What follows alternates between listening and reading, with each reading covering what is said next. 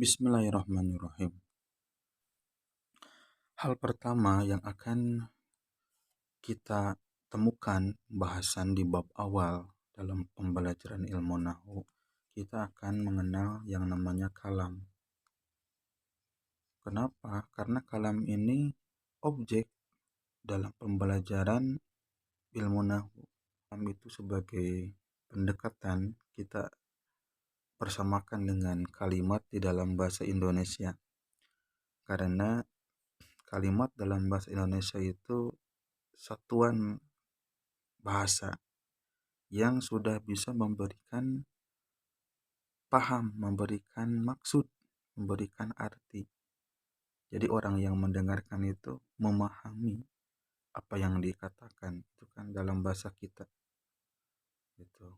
Bukan kalimat yang hanya susunan kata namun tidak memberikan maksud.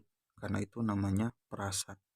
Silakan untuk lebih jelasnya bisa searching di Google kalimat dan perasa. Nah, kalimat ini ya kalam gitu. Dalam kalimat dalam bahasa Indonesia adalah kalam dalam bahasa Arab. Jadi satuan kalimat yang sudah bisa satuan bahasa yang sudah bisa memberikan paham. Nah, lebih rincinya kita akan bahas di sini. Al-kalamu walabdul murakkab al-mufid bil wad'i. Al-kalam, kalam ialah lafaz yang tersusun dan bermakna lengkap.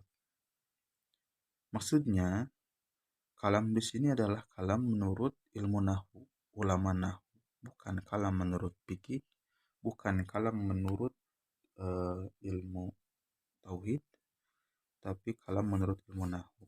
Apa? Kalam menurut ilmu nahwu yaitu adalah berupa lafaz yang disusun yang memberi faidah luwadi yang dimaksud atau dalam bahasa Arab gitu. Nah, rincian dari syarat kalam yang tadi kita baca nih adalah ini. Yang pertama lapad. Lapad itu adalah sautul mustamilu ala ba'dil hurufil hijaiyati. Ucapan yang mengandung sebagian huruf hijaiyah. Seperti kitabun, majlisun. Nah, kata-kata ini kitabun, majlisun, suara yang mengandung huruf hijaiyah. Seperti ini, kitabun, kaf, ta, alif, dan ba. Mim, jim, lam, sin, majlisun. Maka ini bisa disebut dengan lapad gitu. Yang kedua, murakkab. Murakkab ini yang tersusun. Berarti bagaimana yang tersusun? Nah, mata rakaba min kalimataini fa aksara adalah ucapan yang tersusun atas dua kalimat atau lebih.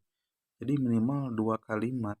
Minimal dua kalimat seperti kata Zaidun qaimun, Allahu Akbar. Zaidun satu kalimat. Perlu kita pahami ya bahwa kalimat di dalam bahasa Arab itu tepatnya adalah kata gitu. Jadi satuan gini Zaidun gitu. Ini satu kalimat, qaimun satu kalimat, Allah satu kalimat, Akbar satu kalimat gitu ya. Zaidun qaimun dua. Nah, untuk dikatakan murakkab itu harus minimal dua kalimat. Zaidun qaimun, maka ini adalah murakkab dan nanti bisa memenuhi syarat kalam tadi. 4. Allahu Akbar. Allah Maha Besar. Ini dua kalimat. Syarat yang ketiga. Syarat yang ketiga adalah mufid. Ini mufid. Mufid artinya bermakna. Apa mufid? Apada faidatan yahsunu sukutu minal mutakalimi wasami'i alaiha. Ungkapan berfaedah yang dapat memberikan pemahaman sehingga pendengarnya merasa puas. Contoh di sini ya. Kata atau kalimat atau jumlah Zaidun qaimun, Zaid berdiri. Nah, ini kata yang memberikan makna, memberikan faidah. Jadi orang yang mendengarkan itu, dia mengerti terhadap apa yang diucapkan tanpa harus bertanya lagi. Gitu. Contoh seperti yang ini. Zaidun qaimun, Ki Zaid berdiri. Berarti ucapan Zaidun qaimun ini adalah ucapan yang menginformasikan bahwa ada seseorang yang bernama Zaid yang sedang melakukan aktivitas berdiri gitu. Atau qaimun berdiri saja sebagai jawaban dari pertanyaan kaifa halu Zaidin. Nah, gitu. Nah, jadi perkataan yang janggal didengar karena tidak dapat dipahami maksudnya, maka tidak termasuk mufid. Jadi kata-kata yang diucapkan, walaupun itu lengkap, lapad, kemudian dia tersusun, tapi tidak mufid karena tidak memberikan arti yang sempurna, yang mengharuskan eh, pendengar itu bertanya lagi. Seperti di sini, in koma Zaidun, apabila Zaid berdiri. Nah, ini tidak termasuk mufid. Kenapa? Karena belum sempurna mufidnya. Maksudnya ini masih memerlukan penjelasan lagi. Gitu. Ketika apabila Zaid berdiri, ya terus kalau Zaid berdiri memang bagaimana gitu. In ja'abi, apabila ayahku datang. Karena ini adalah jumlah syarat ya, nanti penjelasan lebih dalamnya nanti di depan akan kita temui. Syarat yang tanpa jawab. Yang keempat, syarat kalam itu adalah ja'lul lafdi dalilan ala makna wado. Wado ya. Ja'lul lafdi dalilan ala makna, menjadikan lafaz agar menunjukkan suatu makna atau pengertian.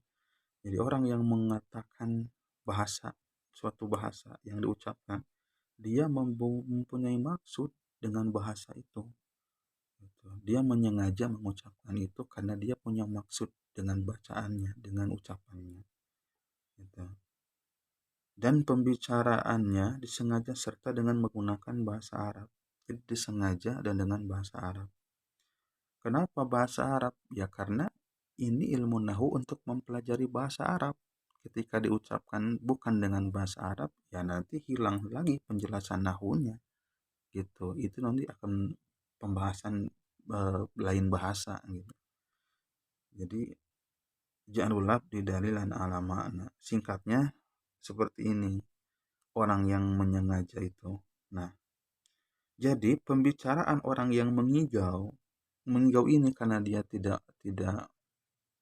sengaja, tidak menyengaja, tidak mempunyai maksud dengan perkataan itu. Nah, ini walaupun berbahasa Arab atau bukan, maka tidak termasuk wadha menurut ahli nahwu. Jadi ucapan yang diucapkan oleh orang yang tidur, yang ngigau, walaupun berbahasa Arab, walaupun mufid, walaupun murakkab, gitu, itu tidak disebut dengan kalam. Alhasil, nah, syarat kalam itu ya, syarat kalam. Syarat kalam ada 4. Ada lapad, ada murakkab, ada mufid, ada wado. Ya, contohnya, nah ini yang tadi ya, lapad Zaidun qaimun. Lapad Zaidun qaimun ini bisa disebut kalam karena telah memenuhi 4 syarat tadi. Pertama, lapad ya, Zaidun adalah lapad yang dibentuk dari huruf hijaiyah zai, iya, dal, qaf, alif, hamzah, dan mim. Gitu.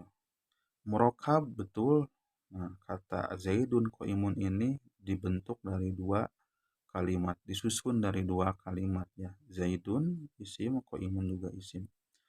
Terus mufid memberikan faidah betul ketika kita mendengarkan Zaidun qaimun yang artinya Zaid berdiri, maka ini sudah memberikan arti dan memberikan penjelasan. Terus kata Zaidun qaimun juga ini sudah berbahasa Arab dan disengaja oleh orang yang mengucapkannya. Wallahu a'lam bishawab.